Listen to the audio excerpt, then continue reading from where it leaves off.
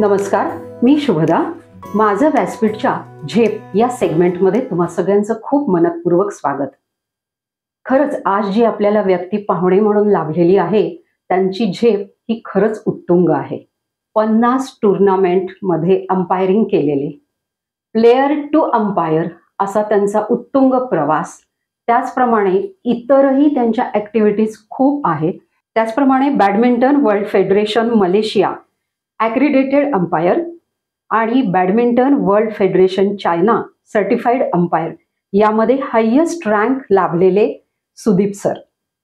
त्याचप्रमाणे पॅरिस ऑलिम्पिकमध्ये 2024 मध्ये अंपायर म्हणून निवड होणारे एकमेव भारतीय. किती उत्तुंग झेप आहे ना यांची. आज आपण यांच्याशी गप्पा मारणार आहोत, त्यांचा जीवन प्रवास जाणून घेणार आहोत. चला तर मग भेटूया आपण आजच्या आपल्या उत्तुंग यश लाभलेल्या पाहुण्यांना, सुदीप बर्वे सरांना. नमस्कार सर. नमस्कार. नमस्कार सर, थोडा तुमच्याबद्दल परिचय आमच्या प्रेक्षकांना सांगाल? तुम्ही खरंच मी एवढं काही केलं असं मला वाटलं नाही. तुमच्या इंट्रोडक्शनमुळे मलाच जरा छाती फुलली माझी. Thank you so much. धन्यवाद. पण बॅडमिंटन किंवा बॅडमिंटनचा प्रवास आणि खेळाडूपासनं अंपायर पर्यंतचा हा जो आजचा विषय आहे आणि सगळ्यांना प्रोत्साहनपर आपण काहीतरी बोलणार आहोत. तर प्रत्येकाची जर्नी प्रत्येक विषयामध्ये किंवा क्षेत्रामध्ये इंटरेस्टिंगच असते आणि प्रत्येकाला टक्के टोणपे खाचखळी खातच आपण पुढे जात असतो आणि त्यामुळेच त्या यशाचं किंवा ते एखादं यश संपादन केल्याचा जो आनंद असतो तो सगळ्यांबरोबर वाटायला, शेअर करायला जास्ती आनंद असतो. तसंच आई माझी युनिव्हर्सिटी चॅम्पियन होती बॅडमिंटनची. त्यामुळे लहानपणापासूनच घरात खेळाचं वातावरण एकुलता एक असल्यामुळे थोडा हट्टी पण होतो. खेळात सगळ्याच लहान मुलांचं लक्ष खेळातच असतं लहानपणी, त्यामुळे खेळाकडे जास्ती विशेष कल होता. आणि आई चॅम्पियन असल्यामुळे अर्थातच बाबांनाही बॅडमिंटनची आवड निर्माण झाली. काकाही जॉईन व्हायचा आणि शनिवार पेठेमध्ये जोशी दामले सभागृहामध्ये बॅडमिंटन मला आठवतं की आम्ही सगळेजण पार भारत पाकिस्तानच्या मॅच मध्ये जशी ईर्ष्या असायची तशी आम्ही सगळे जण घरातलेच लहान थोर खूप नेटानी मॅचेस खेळायचो. आणि ते खेळता खेळता बॅडमिंटनचं वेड लागलं. व्यसन म्हणूया नको, कारण लहान मुलांना वेड लागायला लागतं एखादी चांगली गोष्ट घडण्याकरता. तर तसंच ते वेळ लागत गेलं. आईनी प्रोत्साहन दिलं. त्याच वेळेला WI स्पोर्ट्स कॉम्प्लेक्स झालं होतं नवीन. सगळ्यांना सांगायला आवडेल की 1983 साली माझ्या तुम्ही I am not wrong Prakash Padukone all England champion पण झाले होते. आणि हे सगळं वातावरण एखाद्याला किंवा पूर्ण समाजाला किंवा त्या समाजातल्या सगळ्या त्या वयातल्या मुलांना एखाद्या खेळाचं वेड लागण्याकरता, जसं सुनील गावस्कर आला की सगळेजण त्याच स्टाईलनी बॅटिंगला उभे राहायचे, तसे आम्ही सगळे प्रकाश पादुकोण वेडे होतो. आणि प्रत्येकाला वाटायचं की आपण प्रकाश पादुकोण स्टाईलनी सर्व्हिस करतोय आणि त्यांच्या स्टाईलनी तो त्यांचा खास असलेला नेटवरचा ड्रॉप किंवा त्यांचे असलेले फसवे शॉट्स मारायचा प्रयत्न करायचो. त्या निमित्ताने मग आईनी प्रोत्साहन दिल्याप्रमाणे WI स्पोर्ट्स कॉम्प्लेक्समध्ये RH पाटलांनी बॅडमिंटन शिकवलं आणि 9वी-10वी पर्यंत छान खेळत होतो. युनिव्हर्सिटी पर्यंत पोहोचलो. आंतरशालेय स्पर्धा जिंकू शकलो त्यावेळेस. पण त्याच्या पलीकडेही तेव्हा खूप स्पर्धात्मक काही असतं किंवा काही करायला पाहिजे असं नाही झालं. 11वी-12वी नंतर बाबांनी प्रोत्साहन दिलं की अरे टेल्कोत नोकरी करायची नसेल तर तुझ्या थोडे व्यावसायिक गुण दिसतात, तू एखादा व्यावसायिक शिक. मग त्यामुळे मग ऑप्टोमेट्री आणि BCom असं दोन्ही विरुद्ध होते. एक अॅनाटॉमी शिकायची आणि एकीकडे जमा खर्च लिहायचा. पण ते कसं बसं ते सगळं तंत्र पार पाडत गेलो. तो खेळ मग त्यावेळेला रेक्रिएशन लेवलला राहिला. बॅडमिंटन सुटलं नाही पण त्या स्पर्धात्मक ह्याच्यातनं थोडंसं बाहेर पडलो. आणि कारण तेव्हा त्यात पण करिअर असतं, त्यात पण राष्ट्रीय चॅम्पियन पर्यंत जाऊ असं वाटलं नाही किंवा कदाचित तो ट्रॅक थोडासा ऑफ ट्रॅक पण झाला. म्हणजे किंवा त्यावेळेला असं एवढी कल्पनाही नसेल की एक्झॅक्टली आपण त्याच्यामध्ये स्पोर्ट्समध्ये आणि करिअर करू. आणि एखाद वेळेस 10वी-11वीला कळतं की आपण किती पाण्यात होत. खरं सांगायचं तर आपण खूप एक्स्ट्रॉर्डिनरी खेळाडू नाही होत किंवा ते एफर्ट्स कदाचित त्यावेळेस तेवढ्या सिरियसली लावले गेले नसतील, बरोबर. प्रामाणिकपणे वाटतं मला असं. पण त्यामुळे खेळावरचं प्रेम नाही कमी झालं.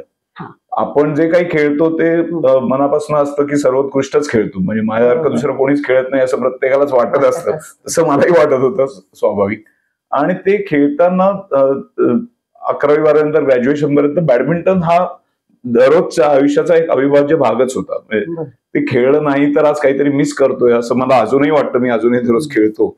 पण तेव्हापासून ते बॅडमिंटनचं जे वेळ किंवा अंगवळणी पडलेली घटना आणि आईनी चांगली लावलेली आपल्याला एखादी सवय म्हणूयात, तर ती लागून गेली.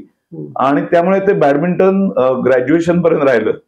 त्याच दरम्यान आम्ही वाकडेवाडी म्हणजे शिवाजीनगरला जिथे राहत होतो तिथनं आई वडिलांनी एक कोथरूडला बंगला बांधला. त्या सोसायटीचा हॉल झाला तयार. गणंजे सोसायटी अजूनही आहे, छान हॉल पण आहे बॅडमिंटनचा तिथे. तर त्या हॉलमध्ये मग आजूबाजूचे सगळे लोक आम्ही खेळायचो तेव्हा म्हणायचे, अरे तू खेळतोस चांगला आणि आमच्यावर खेळताना तू आम्हाला ज्या टिप्स देतोयस त्या आमच्या मुलांना का देत नाहीस, म्हणून कोचिंग कर. अरे वा, म्हणजे कोचिंगला तुम्ही अशा तऱ्हेने आलो की सोसायटीतल्या लोकांनाच वाटत होतं की मी यांच्या मुलांना शिकवू शकेन. घरात प्राध्यापकी आणि शिक्षकी वातावरण, आजी आजोबा माझे प्राध्यापक, आत्या अश्विनी धोंगडे SNDT ची प्रिन्सिपल, भाषाशास्त्रज्ञ तिचे मिस्टर रमेश धोंगडे. त्यामुळे शिक्षकी वातावरण, शिकवण्याची कला, त्यात ते रक्तात कुठेतरी होतं की आपण शिकू शकतो आणि आपण जे शिकवतो ते समाजाला मान्यही होत आहे. म्हणजे एक शिकवणं एक वेगळं असतं आणि समोरच्याला ते पटणं अजून एक मोठा त्यातला भाग असतो. आणि ते पट्टे म्हटल्यावर म्हणत 95 पासून 2000 पर्यंत जवळजवळ 150-200 मुलं माझ्याकडे शिकायला लागली. अरे वा. मग त्याच दरम्यान काही राष्ट्रीय स्तरावर चॅम्पियन व्हायला लागली, महाराष्ट्र चॅम्पियन झाले. सौरभ परळीकर, नंतर आदित्य चित्रे, नंतर मयंक गोळे जो आता मोठा कोच आहे, त्याच्याकडच्या मुली आता सिल्वर मेडल आशिया खंडात मिळवायला लागल्यात आणि तो माझ्याकडे शिकायचा. तर त्यामुळे अशी अनेक मुलं तेव्हा शिकत गेली आणि ते शिकवताना लक्षात आलं की ह्यांना शिकवायचं जर चांगलं असेल तर आपल्याला बॅडमिंटनचे नियम पण चांगले माहिती पाहिजेत. बरोबर. आणि नियम माहिती पाहिजेत तर मग पंचांची जी लेखी परीक्षा असते ती सुदैवाने 96 साली पुण्यामध्ये झाली. मग ती करताना अंपायरिंग करताना नुसतं पुस्तकी ज्ञान चालत नाही, तुम्हाला खुर्चीवरती बसून न्यायनिवाडा पण करावा लागतो. पंच हा शेवटी न्यायाधीशाचं एक काम असतं आणि ते काम तुम्हाला कुठल्याही बायस्ड न राहता न्यूट्रल पद्धतीने, की गेम इज फॉर प्लेयर्स असं जे काम आपण म्हणतो प्रत्येक खेळाला ते आहे निगडीत, तर ते करताना अंपायरिंग पण करावं लागतं व्यवस्थित. त्याला आवाजही चांगला लागतो. म्हणजे सगळं ते अंपायरिंगचं एक कम्प्लीट पॅकेज असावं लागतं. ते सुदैवाने देशवंडीकर सर त्याकाळी त्यांनी मला खूप छान सल्ला दिला, शिकवलं. आणि त्याच्यानंतर गिरीश नातू बद्दल आपण नंतर बोलूया. आणि अशा सगळ्या गुरुजनांमुळे अंपायरिंग कसं करायचं शिकलो. आणि मग लक्षात आलं की आपला जो निर्णय आहे, जसं मी कोचिंग मध्ये मुलांना पटतंय तसं अंपायरिंगचे निर्णय सुद्धा पालकांना, विशेष करून खेळाडूंना आणि त्यांच्या कोचेसनाही चांगल्या तऱ्हेने पटतायत. ते मला रिस्पेक्ट देत आहेत. आणि अशा तऱ्हेने हे सगळं खेळाचं की जे बॅकयार्ड मध्ये म्हणतो तसं खेळ सुरू झाला होता आई बरोबर. तो अंपायरिंगचा प्रवास 96ला सुरू झाला. एक खेळाडू म्हणून संपला, म्हणजे व्यावसायिक खेळाडू म्हणून तो 90-91ला संपत आला होता. आणि त्याच्यानंतर एक हौशी खेळाडू आणि आपल्या खेळाचं ज्ञान असलेला कोच. कुठेही मी तंत्रशुद्ध शिक्षण घेतलं नाही कोचिंगचं, पण जे कोचिंग करत गेलो आणि मग सिनियर कोचेस कडे जाऊन, त्या काळी वाळिंबे मॅडम खूप छान कोचिंग करायच्या, त्यांच्याशी चर्चा करायचो. आरिश पाटील माझे जे सर होते त्यांनी मला काही टिप्स दिल्या अशा कोचेस कडनं. कारण तेव्हा हा सोशल मीडिया अजिबात नव्हता की आपण पटकन AI किंवा गुगलवरनं काहीतरी टिप्स घेऊ आणि कोचिंग करू, असं काही नव्हतं. त्यामुळे तो जास्तीत चांगला, त्यामुळे मला कोचिंग कसं करायचं याचं ज्ञान चांगलं घेता आलं. आणि ते कोचिंगचं ज्ञानमुळे मुलं चांगली झाली आणि बॅडमिंटनचा अंपायर झाल्यामुळे मुलांना त्या अँगलनी पण जास्ती चांगल्या तऱ्हेने मी खेळाडू म्हणून बनवू शकतो. म्हणजे प्लेयर टू अंपायर हा प्रवास असा आहे. असा प्रवास सुरू झाला. सर, ही अंपायरची जी परीक्षा असते तर ते कितव्या वर्षी द्यावी लागते असं काही आहे का? तुम्ही कधी दिली? अंपायरची परीक्षा किंवा आता आपण सगळ्यात अंपायर म्हटलं की पहिल्यांदा डोळे मिटा तुम्हाला पहिल्यांदा क्रिकेटचा अंपायर दिसतो आणि पहिल्यांदा त्यांनी हात वर करून सिक्सर किंवा आउट झालेलं दाखवतो. कारण umpire cricket equal to umpire. आणि आपल्याला नेहमी वाटतं की खेळामधला एकच विलन असतो, तो म्हणजे अंपायर असतो. सचिन तेंडुलकर कधीही चुका करत नाही. आउट झाला तर तो फक्त अंपायरमुळेच आउट होतो, अशी एक मानसिकता असते समाजाची. त्यात गैर काही नाही, कारण आपण खेळाडूंना देव मानतो. पण त्यांना त्या लेवल पर्यंत योग्य तऱ्हेने पोहोचवण्याचं एक सायलेंट काम जे असतं ते अंपायरचं असतं. बरोबर. त्यामुळे अंपायरला एखाद्याला फक्त स्कोर म्हणता येणं, त्याला मी नेहमी अंपायरचं हल्ली मी शिकवतो अंपायरिंग, तर त्यांना सगळ्यांना सांगतो की तुम्हाला स्कोरर बनायचं असेल तर 1 ते 21 आकडे लिहायचे. बॅडमिंटनची मॅच 21 पॉईंटची असते. तर स्कोरर तुम्ही होऊ शकता. अंपायर होण्याकरता तुम्हाला कायद्याचं ज्ञान असावं लागतं. म्हणजे थोडक्यात कंपाऊंडर डोकं दुखतं म्हणून तुम्हाला गोळ्या देऊ शकतो, पण डोकं का दुखतं याचं मुळापर्यंत जायचं असेल तर तुम्हाला मेडिकलचं सखोल ज्ञान असावंच लागतं, कारण तुम्ही डॉक्टर बनता. मग तुम्हाला डॉक्टर म्हणजे अंपायर बनायचंय का तुम्हाला स्कोरर बनायचंय?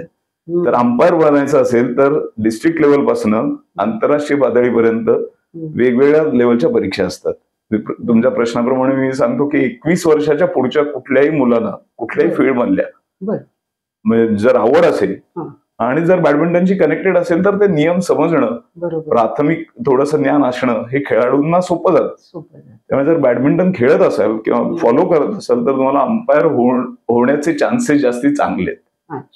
आणि त्याच्यानंतर पहिल्यांदा तुम्ही डिस्ट्रिक्ट लेवल, मग त्याच्यानंतर राज्य परीक्षा, राष्ट्रीय परीक्षा लेवल 1, राष्ट्रीय परीक्षा लेवल 2, त्याच्यानंतर आशिया खंडाची ऍक्रेडिशन परीक्षा, आशिया खंडाची टॉप लेवल परीक्षा म्हणजे सर्टिफिकेशन, आणि त्याच्यानंतर जागतिक दर्जाची ऍक्रेडिशन आणि सर्टिफिकेशन, अशा बऱ्याच परीक्षांना. आणि मला सांगायला म्हणजे आवडेल आणि थोडंसं घाबरवतो, पण शेवटच्या परीक्षेला तुम्हाला पासिंग मार्क्स 95% असावे लागतात. आंतरराष्ट्रीय जी टॉप लेवलची परीक्षा आहे. म्हणजे थोडक्यात काय, तर अंपायर व्हायचं असेल तर तुम्हाला सर्व ज्ञात तुम्ही असणं आवश्यक आहे. आपल्या अकॅडमिक परीक्षेसारखं 65% मी पास झालो याचा अर्थ 35% मला त्याचं ज्ञान नाही असा होतो, जो कोणी चर्चा करत नाही त्या विषयावर. पण तसा अंपायर होऊन उपयोग चालत नाही. 5% फक्त तुम्हाला एखादं व्याकरणातलं वाक्य चुकलं किंवा अंडरस्टँडिंगमुळे एखादा मार्क इकडे तिकडे गेला म्हणून ते 5%चं लिव्हरेज असतं. पण अपेक्षा आंतरराष्ट्रीय म्हणजे काउन्सिल आहे बॅडमिंटन वर्ल्ड फेडरेशनची असते की तुम्ही 100% त्यामध्ये ज्ञान घेऊन तिथपर्यंत पोहोचलेला, कारण न्याय द्यायचा असतो 100%. अगदी. असं हे अंपायरिंग करताना असे काही चॅलेंजिंग क्षण तुमच्या याच्यात आले असतील तर ते थोडे शेअर कराल? अंपायरिंग करताना प्रत्येक मॅच चॅलेंजिंग असते. अगदी सांगायचं झालं तर मला अंपायरिंग येतं असं एखादा जर म्हणला आणि पुढल्या मॅचला अंपायरिंग करायला गेला तर नवीन एखादी गोष्ट येते, त्यामुळे त्यांनी जर ती चुकली तर सगळेजण म्हणतात अरे तुला कुठलं अंपायरिंग येतं, तुला काहीच अंपायरिंग येत नाही. त्यामुळे प्रत्येक मॅच ही नवीन चॅलेंज असतं. चॅलेंजिंग कसं असतं की लहान मुलांच्या मॅचेस राज्यस्तरीय किंवा जिल्हास्तरीयला 8-9 वर्षाची मुलं असतात आणि प्रत्येक पालकाला वाटत असतं की आपल्या मुलांनी आता गेले 6 महिने खेळतोय, त्यांनी पटकन जाऊन एखाद्या स्पर्धेत भाग घ्यावा आणि पहिला चषक शोकेस मध्ये आणून ठेवावा, म्हणजे घरातल्या नातेवाईकांना शेजाऱ्या पाजाऱ्यांना दाखवता येईल माझं मुलं. आणि कौतुक असलंच पाहिजे आणि त्याच्याशिवाय प्रोत्साहन असल्याशिवाय मुलं वाढत नाहीत. तर त्या मुलांच्या मॅचेस घेणं हे सगळ्यात मोठं चॅलेंज असतं. कारण मी खूपदा आठवतंय मला लहान मुलं हारायला लागली की खेळता खेळता रडत असतात आणि त्यांना ते रडताना परत मी तुझा पॉइंट गेलाय हे तू मान्य कर त्याला. बऱ्याचदा मला एकदा आठवतं एक छोटी 2 लहान मुलींची मॅच होती, दोन्ही गोड छान दिसायला, आणि त्या खेळतानाच एक त्यातली तिला कळलं की मी हरते, मी रडायला लागली. बरं, हारल्यावर बॅडमिंटन मध्ये जो पॉइंट हारतो त्याच्यानंतर शटल अपोनंटला द्यावं लागतं की पुढच्याने ती सर्व्हिस करावी. ती मुलगी शटलच द्यायला तयार नाही. मी देणार नाही म्हणा, मी हारते, मी तिला नाही सर्व्हिस करून देणार. आता ही माझं विरुद्ध जरी मी वर्ल्ड फेडरेशनचा अंपायर असलो तरी कुठल्याही पुस्तकात ही सिच्युएशन हँडल करायचं कुठे लिहिलेलं नसतं. याच्याकरता तुम्हाला आमच्याकडे 17 लॉ असतात. मी नेहमी लोकांना शिकवतो की आपल्याकडे 18 लॉ आहेत. 18वा लॉ ज्याला लॉला म्हणतात कॉमन सेन्स. तो कॉमन सेन्स जर तुम्ही वापरलात तरच तुम्ही अशा चॅलेंज तुम्ही विचारलं तर बरोबर. चॅलेंजिंग सिच्युएशन्स असतीलच, मी एखादी बरोबर. नंतर सांगेनही तुम्हाला. पण ही चॅलेंजिंग सिच्युएशन हा. की एकतर अंपायरला बॅडमिंटन मध्ये मोस्टली चेअरवरनं उतरता येत नाही. हा. बर, मी दोघींकरता तेवढाच फेअर आहे. बरोबर. मी एखादीला जास्ती अंजारून गोंजारून अगं नाही करू तुला असं शकत. तेही तिला दाखवतंय, कारण मग तो बायस्ड होतो मी एका बरोबर. बाजूला. मग हे कसं हँडल करायचं? हम्म. बर, समोरचा खेळायला तयार आहे, हो. हा जर खेळून देत नसेल तर नियमाप्रमाणे त्याला रिटायर मला करावं लागेल, कारण त्याला जिंकलेलं डिक्लेअर करायचं आहे. बरोबर. बरं, मी हिला टफ राहिलो आणि तिला म्हटलं की तू रिटायर हो, तर ती कायमचं बॅडमिंटन वरचं प्रेम तिचं संपणार आहे. खरंय. तेही जपायचंय. म्हणजे आपल्याला खेळ पण वाढवायचा आहे, मुलांची, लहान मुलांची मनही जपायची आहेत. बरोबर. आता हे सगळं करण्याकरता त्यावेळेला presence of mind, common sense आणि त्या मुलीला समजावून थोडस दरडावून आणि खेळ कंटिन्यू करून हारल्यानंतर त्या मॅच मध्ये मी लॉंग स्टोरी शॉर्ट करूयात, त्या मॅचला हारल्यानंतर ती मुलगी आनंदाने शेक हँड करून विजेत्याला शेक हँड करून बाहेर पडली. हे त्या मॅचचं माझं फलित. म्हणजे मला वाटलं की मी ते व्यवस्थित चांगल्या तऱ्हेने हँडल केलं. त्या मुलीला व्यवस्थित समजावून सांगितलं की हा एकच पॉईंट तू हारलीस, अजून भरपूर मॅच आहे, तू फोकस करून पुढची मॅच खेळ. आत्ताच्या रिझल्ट मध्ये मला थोडंसं कोच व्हावं लागलं होतं तिचं. बरोबर. हा, कारण मागे आई बसली होती, आई फक्त कोच म्हणून बसली होती, ऍक्च्युअली तिचा कोच आलेला नव्हता तिथे. त्यामुळे आपल्याला कोचही व्हावं लागतं अंपायर असताना. पण एका लिमिट नंतर तुम्हाला ऑफिशियस पण राहावं लागतं, स्ट्रिक्टनेस दाखवावी लागतं. काही वेळेस पोलीस व्हावं लागतं, काही वेळेस कोच व्हावं लागतं, काही वेळेस त्यांचे पालक होऊन लहान मुलांना समजावं लागतं. सो या सगळ्या गोष्टी कराव्या लागतात अंपायर म्हणून तुम्हाला. सर, मला एक सांगा की आता तुम्ही या दोन लहान मुलींचं उदाहरण दिलं, कितव्या वर्षापासून आपण बॅडमिंटन शिकवू शकतो आणि आजकालच्या ह्याच्यात मुलांचा आणि पालकांचा बॅडमिंटनकडे बघायचा किंवा कसा ओढा आहे? कोचिंगशी रिलेटेड प्रश्न आहे आणि मला खूप आवडीचा भाग होता कोचिंग. पण अंपायरिंग, व्यावसायिक अंपायर झाल्यापासून मला तिकडे लक्ष देता येईना. पण कोणालाही, म्हणजे तुमचा प्रश्न सुरुवात आहे की कुठल्या वयापासून बॅडमिंटन खेळ, तर खरं तर कुठल्याही वय नाहीये बॅडमिंटनला. तुम्ही म्हणाल की आय एम अराउंड 35-40 माझं वय आहे, आता मी चालू करू का बॅडमिंटन, तर अगदी अवश्य करा. फक्त तुमच्या ऑर्थोपेडिकला विचारा किंवा फिजिओला विचारा की मला, कारण बॅडमिंटन हा सर्वांग खेळ आहे. पण coming back to the serious question तुमचा जो आहे की कुठल्या वयापासून पालकांनी मुलांना घालावं, तर माझ्या मते साधारण 6 किंवा 7व्या वर्षापासून. 5व्या वर्षात हल्ली बरेच जण म्हणतात 5व्या वर्षापासून बॅडमिंटनला घालावं, तर मी थोडासा अगेन्स्ट आहे. कदाचित मी ओल्ड स्कूलचा असल्यामुळे पण असेल, पण 5 ते 7 या वयामध्ये मुलांना हल्ली मातीची जी जिथे ग्राउंड आहेत, पुण्यात आता खूप निवडक राहिली आहेत, सगळीकडे आर्टिफिशियल टर्फ, आणि नको इतका मुलांना केअरिंग आणि पॅम्परिंगचा स्वभाव आलेला पालकांचा, तो थोडासा बाजूला ठेवावा पालकांनी. आणि कुठलेही भारीचे किंवा स्वस्तातले बूट किंवा तत्सम कुठलेही पायात न घालता तुमच्या मुलांना मातीवरती पळवा. म्हणजे तुम्ही चेक करा, आयडियलचं ग्राउंड आपल्या इथे आहे किंवा उद्यान प्रसादच्या समोर एक खो खोचं ग्राउंड आहे, एसपीचं ग्राउंड आहे, अशी निवडक काही ग्राउंड आहेत जिथे चांगली माती आहे. तिथे जिथे खो खो किंवा व्हॉलीबॉल खेळला जातो किंवा कबड्डी खेळली जाते, तिथे माती चांगली असते, खडे नसतात. कारण त्यांनाही लागतं पायांना. त्यामुळे असे जे आपले भारतीय मातीतले खेळ आहेत, अशा ग्राउंडवरती आपल्या मुलांना पळवा. तिथे त्यांना मनसोक्त खेळू देत, त्यांना हारणं जिंकणं ह्याच्या पलीकडचा आनंद घेऊ देत. मातीत पळवण्याचा अर्थ काय असतो की तुमच्या पायांना ग्रीप तयार होते, पोटऱ्या चांगल्या तयार होतात, अँकल मध्ये चांगल्या तऱ्हेने स्ट्रेंथ येते. तुम्ही शूज घातले की शूजच्या आतमध्ये तुम्ही विचार करा, शूज पुढे सरकतो, पाय वेगळ्या ठिकाणीच थांबलेला असतो, ग्रिप्स तयार होत नाहीत. पहिल्यांदा नॅचरली तुमच्या पायाची ग्रिप तयार व्हायला पाहिजे, त्याच्यानंतर त्या ग्रिपवरनं कंट्रोल करून तुम्हाला तुमच्या शूजची काय म्हणतात कंट्रोल, तुमच्या बुटांचा कंट्रोल हा त्यातनं तयार होतो. तो जर तयार नाही झाला, बऱ्याचदा आपण थोडं विषयांतर होईल, कुत्री लहानपणापासून जर तुम्ही गुळगुळीत फरशांवरती जर पाळलीत आणि कधी ते ग्रीप येणाऱ्या फ्लोअरवर नाही गेलं तर त्यांचे पाय तिरके होतात बघा. तसं काहीच होतं आपल्या लहान मुलांचं. त्यामुळे 5 ते 7 वयोगटात तुम्ही त्यांना पळवा, जिम्नॅस्टिक्सला घाला, योगासनं करा आणि स्विमिंग हे आवर्जून प्रत्येक मुलांनी कोणालाही आपल्या पालकांनी आपल्या मुलांना खेळाडू बनवायचं असेल तर अवश्य स्विमिंगला घाला. बर. ब्रीदिंग आणि श्वसनाचा कंट्रोल आणि स्टॅमिना वाढण्याकरता प्लस सर्वांग मसल्स, पाय आणि हाताचे शोल्डर मसल्स, आपण म्हणतो मला टेनिस काय हे झालंय, टेनिस आजार झालाय, मनगट दुखतात, असं बरंच काय काय आहे. त्याच्यापेक्षा हे जर तुम्ही लहानपणापासून जर मुलांना इंजुरी फ्री त्यांना आयुष्य द्यायचं असेल तर मातीत पळवणं आणि स्विमिंगला घालणं 5 ते 7 वयोगटात.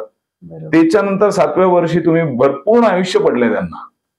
1 वर्ष उशिरा घातलं बॅडमिंटनला म्हणून भारत एखाद्या चॅम्पियनला मुकला असं जर हेडलाईन येणं असेल तर येऊ देत, मी घेतो जबाबदारी त्याची. पण मुलांना पहिल्यांदा 5 ते 7 वयोगटात मातीत खेळवा आणि स्विमिंगला घाला, हे मी आवर्जून सांगेन प्रत्येकाला. अरे वा, खूप छान.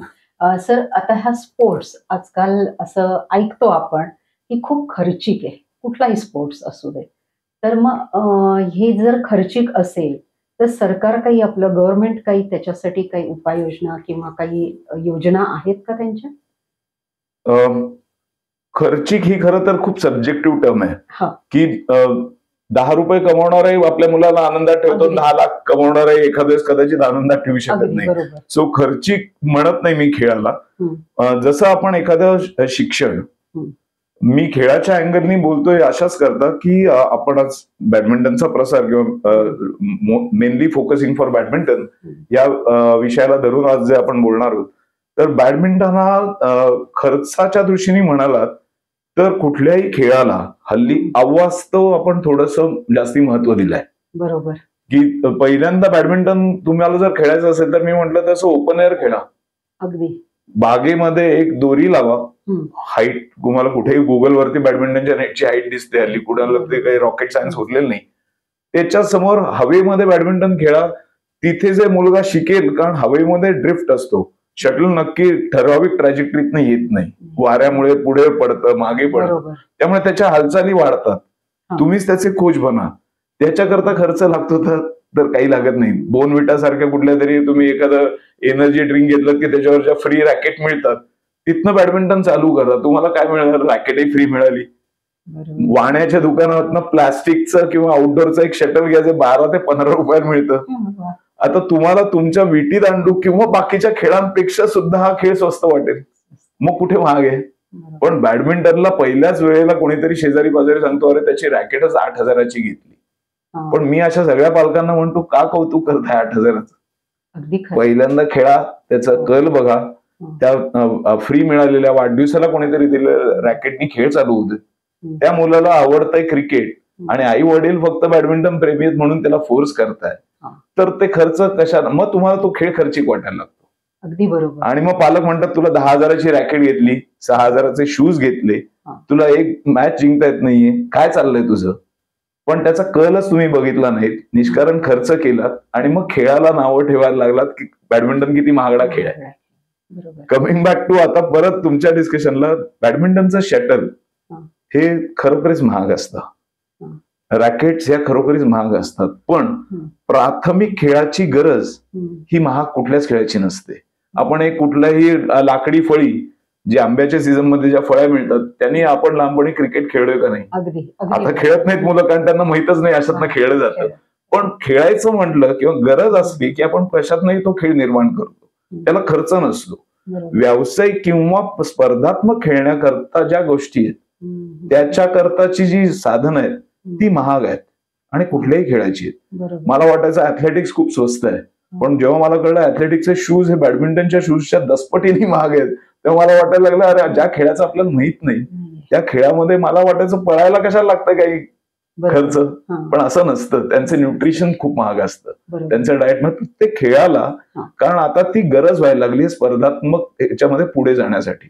आणि त्या लेवलला जेव्हा तुम्ही पोहोचता त्यावेळेला तो खर्च हा करणं गरजेचं असतं. तो तुम्हाला महाग वाटतोय का स्वस्त वाटतोय हा प्रत्येकाचा समजून घेण्याचा किंवा अफोर्डेबिलिटीचा विषय आहे. पण तो मला महाग वाटत नाही. महाग एवढ्याच करता वाटतं की शटल्स, पूर्ण खेळामधली बॅडमिंटनची शटल हा रिकरिंग एक्सपेन्स असतो. आणि सरकार सपोर्ट करतं का? तर सरकार करतं, प्रायव्हेट सेक्टर्स करतात. पूर्वी कसं होतं की तुम्ही चमकलात की तुम्हाला मदत मिळायची, हा. आता तुम्हाला थोडा जरी स्पार्क दिसला तरी तुमच्या कोच किंवा तुमच्या अकॅडमीज सरकारपर्यंत पोहोचतात. बर. सरकारचे काही देखरेख करणारे किंवा DSOs असतात, डिस्ट्रिक्ट स्पोर्ट ऑफिसर्स असतात, यांच्या मार्फत वेगवेगळ्या शाळांमधनं निवडली जातात मुलं. त्यांच्यापर्यंत आर्थिक मदत जाते. आर्थिक दुर्बल असलेल्या जी कुटुंब आहेत किंवा समाजातले घटक आहेत त्यांच्यापर्यंत आणि ही मदत त्यांच्या खात्यामध्ये पोचते फायनान्शियल. ते सगळ्यात महत्त्वाचं. म्हणजे मदत जाहीर होणं आणि जे तो काळ आता राहिलेला नाहीये. तो 100% राहिलेला नाहीये. कारण माझ्या मुलीचंच उदाहरण देतो की माझ्या मुलीलाही महाराष्ट्र सरकारची स्कॉलरशिप अनेकदा मिळाली आहे. नंतर आता लक्षवेध म्हणून आता एक नवीन महाराष्ट्र सरकारचा उपक्रम आहे, त्यांच्यातर्फे खेळाडूंना मदत केली जाते की जे ऑलिम्पिक पर्यंत पोहोचू शकतात. त्यांना कशा तऱ्हेचं साधनांकरता, त्यांच्या खेळाकरता, कोचिंगच्या फी करता, परदेशी जाण्याकरता आणि परदेशी कोचना इथे बोलवण्याकरता अशा अनेक विविध त्या योजनांना तुम्हाला योग्य तऱ्हेने त्यांच्यापर्यंत पोहोचावं लागतं. बरोबर. हा, म्हणजे मी काहीतरी जिंकलो म्हणजे आता हारतोरे घेऊन कोणीतरी यावं मला सगळी मदत करावी असं नाहीये. असेल हरी तर देईल खाटल्यावरी असं नाही होत. तुम्हाला त्याच्यापर्यंत जायचं आहे, तुम्हाला सरकारपर्यंत काही वेळेस पोहोचायचं. मग त्याचे काय काय मार्ग आहेत हे असतात. कोचेसना माहिती असतात, तुमच्या जवळच्या कोणी सिनियर प्लेअरना माहिती असतात की अरे तुला कसं मिळालंय मला सांग, आणि तुम्ही तिथपर्यंत जावा, दरवाजे ठोठवा, तुम्हाला नक्की मदत मिळेल. सर, कोच ते अंपायर याच्यामध्ये, या प्रवासामध्ये तुमच्या आठवणीत राहणारे खेळाडू कुठले की तुम्ही त्यांना तयार केले किंवा आठवणी अशी राहिलेले? कोच ते अंपायर याच्यातल्या प्रवासात छान आहे हा प्रश्न. मला आधी कोणी विचारला नव्हता. खूप छान प्रश्न आहे. खेळाडू आणि मॅचेस अशा खूप छान चांगल्या आणि वाईट आठवणी असतात. म्हणजे पहिल्यांदा कोच म्हणून सांगतो की कोच म्हणून कोचिंग करताना खूप गुणी खेळाडू होते. म्हणजे प्रत्येक खेळाडू हा पेपरात नाव आला म्हणजे चांगला खेळाडू असतो. काही जण पडद्यामागचे राहून जातात, काहींना ग्लॅमर तेवढं मिळत नाही. आणि कोच म्हणून आपल्याला वाटत असतं की हा नक्की भारताला रिप्रेझेंट करेल आणि तो महाराष्ट्रातही जिंकत नाही कधी. त्यामुळे पर्सनली दुःख होतं. असा एक आलोक कुलकर्णी म्हणून माझ्याकडे खेळाडू होता आणि खूप छान खेळायचा. एकतर लेफ्टी खेळाडूंचं स्ट्रोक्स बघायला खूप मजा येते कारण त्यांचे डिसेप्टिव्ह किंवा थोडेसे चकवा देणारे शॉट्स असतात. आणि आलोक असाच मला माझ्याकडचा एक आठवतोय. पण तो दुर्दैवाने एकदा शाळेमध्ये पडला एका स्पर्धेच्या वेळेस आणि खूप पायऱ्यांवरनं घसरत आला. आणि त्याच्यानंतर त्याचं करिअर अगदीच की जे मी त्याच्याकरता कोच म्हणून जे स्वप्न बघितलं होतं ते त्या पायऱ्यांवरनं खाली पडताना दिसलं होतं मला ते स्वप्न. असं झालं माझं. आदित्य दीक्षित म्हणून माझ्याकडचा खेळाडू होता की अतिशय सिन्सिअर. बॅडमिंटनमुळे मला असं जाणवलं की एक व्यक्तिमत्व पण खूप चांगलं फोकस्ड होतं. एखादा कुठलाही इंडिव्हिज्युअल खेळ खेळताना तुमच्यामध्ये एक चांगलं व्यक्तिमत्व, पर्सनॅलिटी डेव्हलपमेंट आणि अभ्यासावरचा किंवा कुठल्याही क्षेत्रातला फोकस हा त्या खेळामुळे नक्की तयार होतो. म्हणजे मला आठवतं की ही सगळी मुलं माझ्याबरोबर वेगवेगळ्या स्पर्धांकरता गावोगावी यायची. अभ्यासाला कमी वेळ मिळायचा, पण कोणीही म्हणजे या निमित्ताने मी सांगतो की जे चांगले खेळाडू किंवा तुम्ही जर फोकस खेळत किंवा शिकत असाल तर तुम्हाला 85-90% मला आठवतंय सगळ्या माझ्याकडच्या मुलांना मिळायचं. आणि मला नेहमी आश्चर्य वाटायचं आणि पालक येऊन सांगायचं की सर बॅडमिंटनमुळे होत आहे की याला कमी अभ्यास करून सुद्धा चांगले मार्क मिळतात. तर ते खूप छान आठवणीत राहिलं होतं. सौरभ परळीकर दुर्दैवाने एका अपघातात तो गेला, पण नॅशनल चॅम्पियनशिप पर्यंत पोहोचला होता. पहिल्या 3 मध्ये त्याचं रँकिंग होतं. पादुकोणांच्या अकॅडमीत त्याचं सिलेक्शन झालं होतं आणि खूप गुणी खेळाडू होता. मयंक गोळे, मगाशी मी तुम्हाला सांगितलं तसं मयंकनी महाराष्ट्र चॅम्पियन झाला. त्याच्यानंतर एकदा मला म्हणत सर मी आता रेल्वेमध्ये नोकरी लागली मयंकला बॅडमिंटनमुळे. मग तो म्हणा मी आता नोकरी करू का मी कोचिंग करू. म्हटलं तुझं पॅशन बॅडमिंटन आहे ना, त्याला कॉम्प्रोमाइज करू नकोस. आणि त्यांनी ते मनोमन जपलं. निखिल कानेटकरची जी बालेवाडीला अकॅडमी आहे त्याचा तो मुख्य कोच म्हणून आता तिथे आहे. आणि त्याच्याकडची तारा शहा म्हणून एशियन चॅम्पियनशिपला सिल्वर मेडल मिळालं तिला. माझी मुलगी त्याच्याकडे कोचिंग करते. माझी मुलगी वर्ल्ड नंबर 8 होती ज्युनियर्स मध्ये, पहिल्या 10 मध्ये आली. निखिल कानेटकर आणि मयंक गोळे या दोघांनीच तिला शिकवलं. मी ज्याला शिकवलं तो आता माझ्या लेकीपर्यंत शिकवतोय, त्यामुळे मला हे सगळी स्मरणात राहणारे खेळाडू आहेत. आणि मग यांच्या मॅचेसला जायचो, मग मला खूप गंमत यायची की मी जेव्हा कोच म्हणून बसायचो तेव्हा माझाच कोणीतरी ज्युनियर अंपायर म्हणून बसायचा. आणि मग माझ्यातलं द्वंद्व खूप व्हायचं की माझाच खेळाडू जिंकला पाहिजे म्हणून कोच मधलं रक्त खवळायचं माझं. बरोबर. आणि त्यांनी दिलेला हार्ड डिसिजन मला किती पचवायचा म्हटला तरी तेव्हा पचवता यायचा नाही. त्यामुळे ती खूप मस्त धमाल असायची मनात चाललेली सिच्युएशन, आणि ती मला दाखवता यायची नाही. ज्युनियर अंपायर्सना दाखवता यायची नाही की माझा पोरगा हारला किंवा जिंकला तरी ओव्हर एक्साइटमेंट दाखवता नाही यायची. आणि प्लेयर म्हणायचे, सर तुम्ही चुकीचा निर्णय केला माझ्या विरुद्ध, तुम्ही का नाही मांडलात? बरोबर. पण तुम्ही अंपायर पण आहात, तुम्ही कोच पण आहात, अशा दुहेरी कात्रीत. म्हणून मग मी हळूहळू कोचिंग बंद केलं आणि सर्वस्वी अंपायरिंग वरती आलो. मग अंपायरिंग मध्ये पीटर गेड म्हणून त्या काळचा खूप जगज्जेता खेळाडू होता डेन्मार्कचा, तौफिक हिदायत म्हणून होता, त्याच्यानंतर लिंदान चायनाचा, तर आतापर्यंत ली चॉंग वी हा मलेशियाचा खेळाडू. या सर्वोत्कृष्ट खेळाडूंच्या मॅचेस ह्या अंपायर म्हणून घेताना मी नेहमी सगळ्या मित्रांना म्हणायचो की ते म्हणायचे, अरे तू यांच्या मॅचेस घेतल्यास? म्हटलं अरे हो, मी तिथपर्यंत पोहोचलोय, त्यामुळे मला सुदैवाने ह्या मिळतात मॅचेस. पण मी नेहमी त्यांना म्हणायचो की पूर्ण स्टेडियम मधली सगळ्यात प्राइज्ड खुर्ची, व्हीआयपींना पण त्या खुर्चीवर बसता येत नाही, अशा खुर्चीत बसून मी ती मॅच बघतो. बॅडमिंटन हा सर्वात फास्टेस्ट रॅकेट स्पोर्ट आहे. तुम्हाला माहित नसेल तर बॅडमिंटनचा रेकॉर्डेड स्मॅश हा 565 किलोमीटर पर आवरनी मारला गेलाय. आणि तो सुद्धा भारतीय खेळाडूंनी दिला, सात्विक साईराज रांकी रेड्डी म्हणून. त्यांनी आता रिसेंटली जपानमध्ये रेकॉर्ड केलं, गिनीज रेकॉर्ड मध्ये त्याचा नामोल्लेख झालाय. आता तो स्मॅश आम्हाला कॅच करावा लागतो, म्हणजे आम्हाला नजर किती फास्ट ठेवावी लागते. त्यामुळे अशा मॅचेस घेताना त्यामध्ये आलेले चॅलेंजेस आणि त्यामुळे अनेक रॅलीज, म्हणतो मी, मॅच स्मरणीय झाली का तर अनेक झाल्या असतील, पण अनेक रॅलीज अशा एवढ्या स्मरणीय झाल्या आहेत की मी अंपायरिंग सोडून त्या खेळाचा एक भाग होतो आणि मी विसरून जातो की मला आता अंपायरिंगचा काही द्यायचं आहे त्या क्षणाला, आणि त्या क्षणाचा मी खूप मोठा आनंद घेत असतो. सो असे आनंद खूप आहेत माझ्या आयुष्यात. आता तुमच्या चेहऱ्यावरच आणि बोलण्यावरच कळते की तुम्ही त्याचा किती आनंद घेता. पण हे आनंद घेत असताना काही थोडी वेगळी पण बाजू असते की ज्याला आपण निगेटिव्ह म्हणू. तर असे काही अनुभव आलेत तुम्हाला? निगेटिव्ह म्हणण्यापेक्षा ना बऱ्याचदा असं होतं की मी मगाशी तुम्हाला म्हटलं तसं की आम्ही विलन होतो बऱ्याचदा. एखादा क्लोज निर्णय, लाईन डिसिजन असतात, तुम्हाला माहिती असेल बॅडमिंटन मध्ये लाईन्स असतात की त्याच्यात बाहेर शटल पडलं तर आउट, लाईनवर पडलं तर इन असतं किंवा करेक्ट असतं शटल.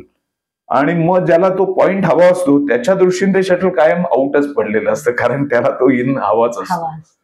आणि मग एखाद्या क्रुशियल मॅच पॉइंटला जर असा डिसिजन एखाद्याच्या विरुद्ध गेला तर हल्लीच्या नवीन नियमानुसार आम्हाला ते डिसिजन ओव्हररूल करण्याची पण एक ऍडिशनल पॉवर असते. मग त्या प्लेअरला वाटत असतं की मी ते ओव्हररूल का नाही करत आहे, तो पॉइंट परत का नाही खेळवला जातोय, डिस्प्यूट होतोय. तर अशा अनेक त्याच्यामध्ये ऍस्पेक्ट्स असतात. त्यामुळे त्या खेळाडूच्या दृष्टीने त्या क्षणाला आम्ही बऱ्याचदा विलन होतो.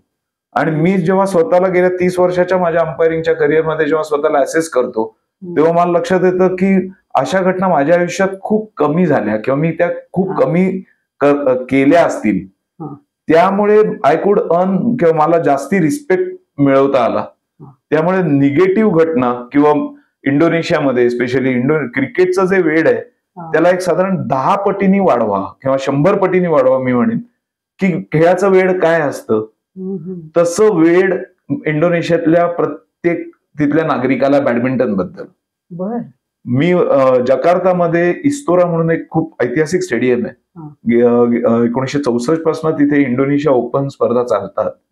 तिथे प्रत्येक आंतरराष्ट्रीय अंपायर हा डायहार्ड असतो की मला ऑल इंग्लंडला जायला एकदा मिळावं हे स्वप्न, म्हणजे पंढरीला जाऊन आल्यासारखं. तसं इंडोनेशियाला जाऊन अंपायरिंग करणं, रात्री तुम्ही झोपल्यानंतर सुद्धा प्रेक्षकांच्या चिअरिंगचे आवाज 24 तास घुमत असतात. आपण बोललेलं कोणाला काहीही कळत नसतं. सकाळी 7 वाजल्यापासून दुसऱ्या दिवशी सकाळी 7 पर्यंत लोक स्टेडियम सोडत नाहीत. $100 पर डेचं तिकीटाला $500 ब्लॅकनी तिकीट विकली जातात बॅडमिंटन करता. विचार करा, $500 इज नॉट अ जोक, खूप मोठी रक्कम आहे.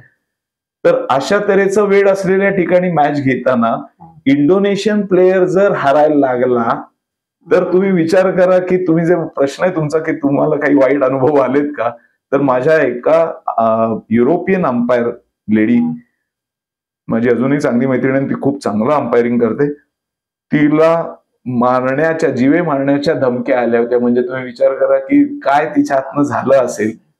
आमच्या दृष्टीने अंपायर हा न्यूट्रल असतो, असलाच पाहिजे, पण तरी सुद्धा खेळाडू हे फक्त एखाद्याला जिंकण्याकरता कुठल्या स्तराला, त्यांचे जे प्रोत्साहन करते असतात किंवा खेळाडू असतात ते कुठल्याही स्तराला जातात, कारण आता खेळ डिमांडिंग झालाय.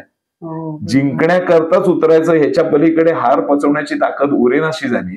जी खेळाची प्राथमिक गरज आहे, म्हणजे तुम्हाला स्पोर्ट्समन स्पिरिट हे फक्त जिंकण्याकरताच असलं पाहिजे असं नाही, जिंकणं आणि हारणं हे पचवण्याकरता स्पोर्ट्समन स्पिरिट पाहिजे. कुठल्याही खेळाचा जो कोर आहे, गाभा आहे, तो जर म्हणजे प्रेक्षकांमध्ये किंवा पाठीराख्यांमध्ये नसेल तर त्याचा पूर्ण भार अंपायर वरती येतो. देवाच्या कृपेने सगळ्यांच्या सदिच्छांमुळे माझ्यावरती वेळ आलेली नाही किंवा मी येऊन देणार नाही, पण तुम्हाला या प्रत्येक घटनेकरता तयार व्हावं लागतं.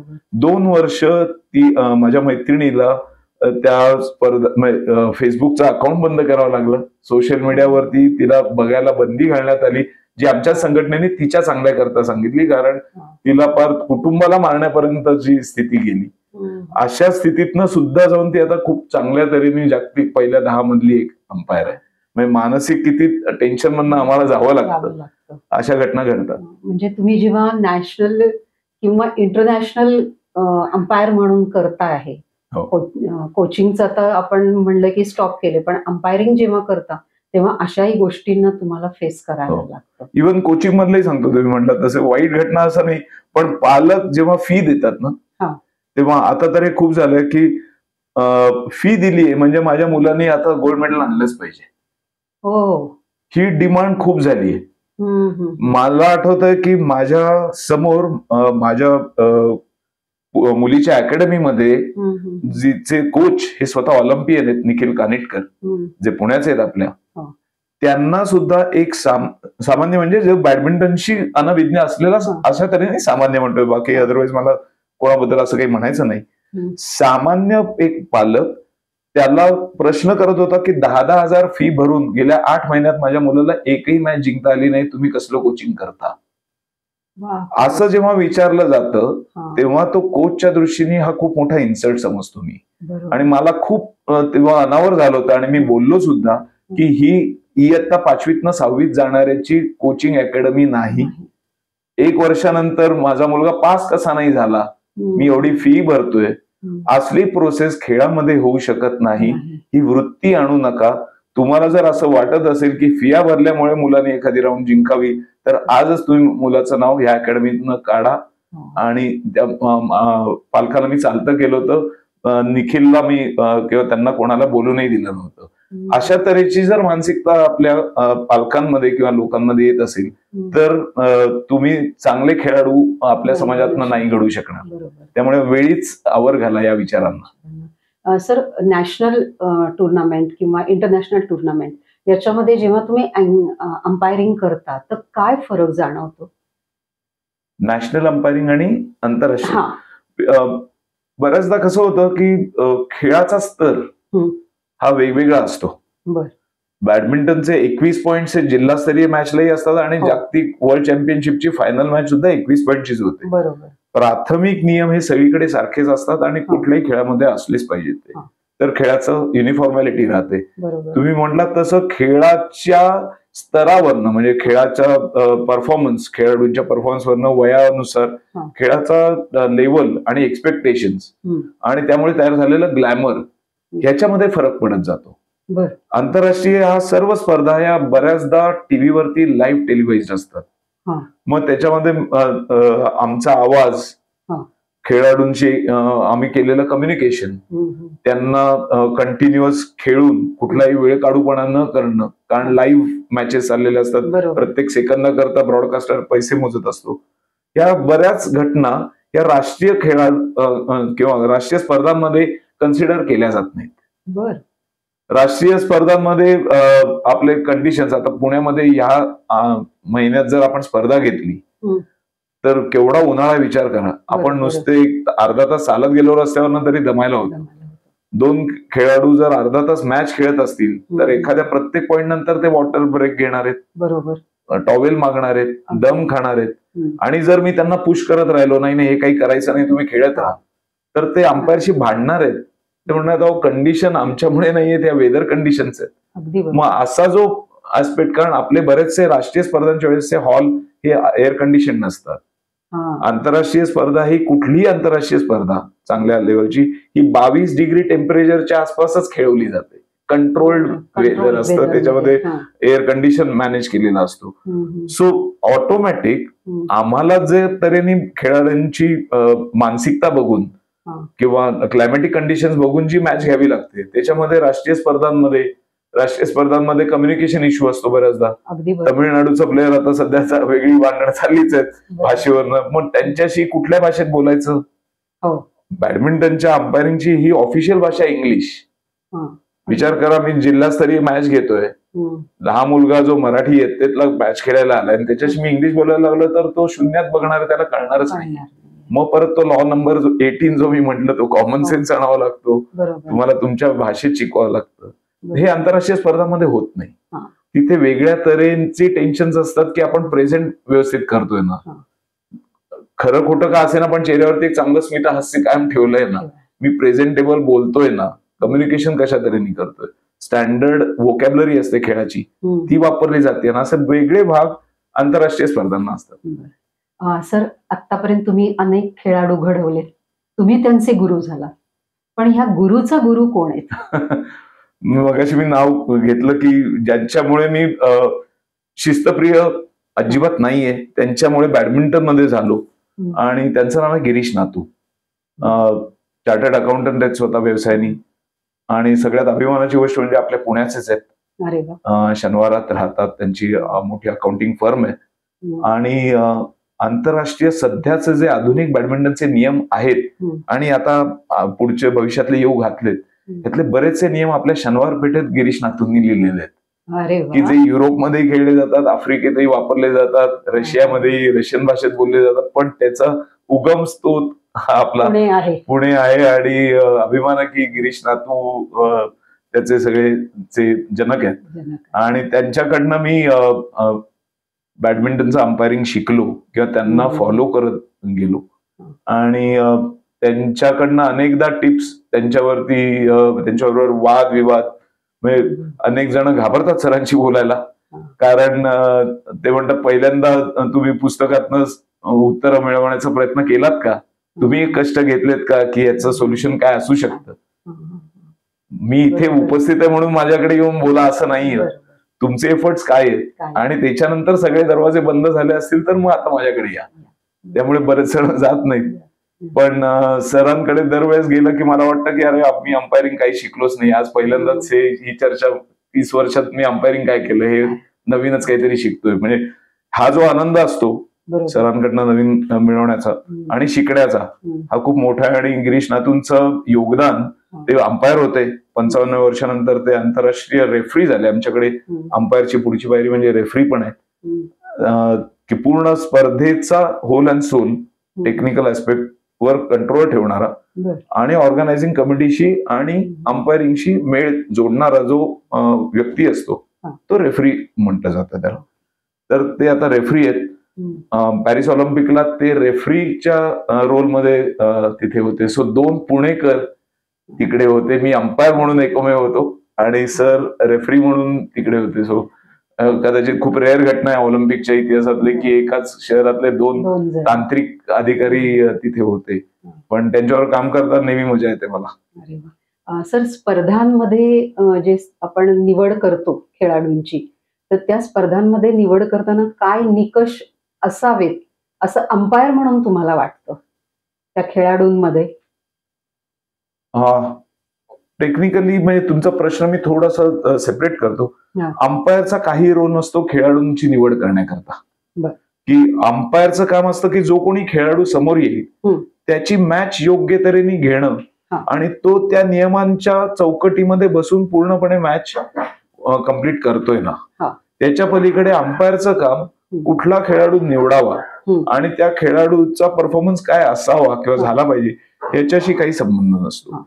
खेळाडूंची निवड ही पुणे डिस्ट्रिक्ट बॅडमिंटन मी मगाशी म्हणतो तसं PDMB ही जिल्ह्याकरता जी खेळाडूंची निवड आहे ती जिल्हा अजिंक्यपद स्पर्धेतले जे विजेते उपविजेते असतात किंवा काही सेमीफायनलिस्ट असतात अशांच्या परफॉर्मन्सवरनं जिल्ह्याची टीम होते.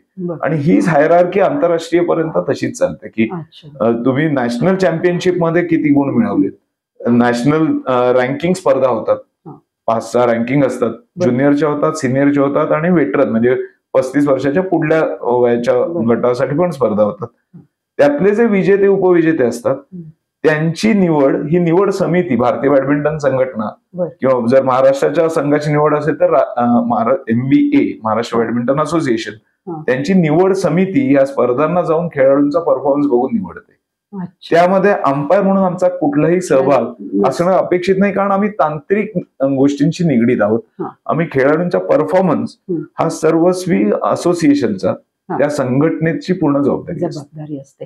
सर कुठल्याही गोष्टीला किंवा जॉबला म्हणू सर्व्हिसला म्हणू रिटायरमेंट असतं. तर अंपायर या पोझिशनला रिटायरमेंट कधी आहे किंवा त्याच्या पुढे काय करू शकतो? ओके, अंपायरला रिटायरमेंट म्हणजे नॅशनल किंवा तुम्ही राज्यस्तरीय अंपायर असाल तर वयाच्या 60-65 वर्षापर्यंत तुम्ही संघटनेला मदत करू शकता. कारण का की पुण्यासारख्या मोठ्या शहरांमध्ये बॅडमिंटनचा प्रसार एवढ्या चांगल्या प्रमाणात झालाय किंवा तुम्ही बघा प्रत्येक सोसायटी कॉपरेटिव्ह सोसायटीमध्ये एक बॅडमिंटनचा हॉल असतो. मग तिथे हॉल असला की कोच असतो, कोच असला की स्पर्धा होतात, स्पर्धा आल्या की अंपायर आला. त्यामुळे शेकड्यानी अंपायरिंगला चे माणसं लागतात. त्यामुळे राज्य आणि राष्ट्रीय स्तरावरती साधारण 55-60 वर्षापर्यंत थोडंसं फ्लेक्झिबल वय ठेवलेलं असतं की भरपूर मॅचेस घ्यायचे आहेत, वयाची अट थोडी शिथिल असते. पण मी ज्या लेवलचा अंपायर झालोय बॅडमिंटन वर्ल्ड फेडरेशनचा त्याचं रिटायरमेंट एज हे 55 असतं.